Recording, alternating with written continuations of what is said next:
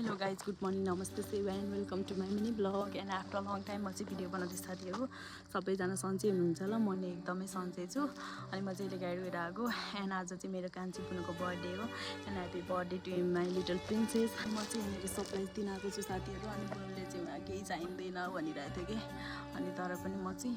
उसलाई सरप्राइज दिन गएको छु Happy birthday to you. Happy birthday dear Rani. Manage गर्नु साथी मलाई जन्माएर हुँदाको धेरै धेरै धन्यवाद ल हाम्रो धेरै माया छ अनि मैले रिस उठेर कराएको बेलामा मनमा चोट परेछ भने नरिसाउनु मनमा नराख्नु देखाएर त बिहानी सोचेको पुग्यो त्यसपालि नपुगे पनि आज चाहिँ शुभकामना होइन कान्छी माया तपाईँको साथ र सपोर्टले मलाई अर्को पालि चाहिँ कोरिया साँच्चीकै गएको देख्नु पऱ्यो गिफ्ट अनबक्सिङ दाजुको तर्फबाट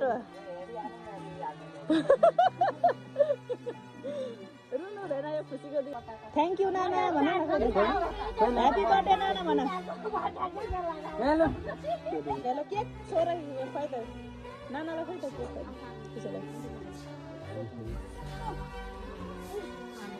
ल ल तिमीले त दिने पो त कहाँको खाने हो अमिसा लु लु थ्याङ्क यू सो मच अर्को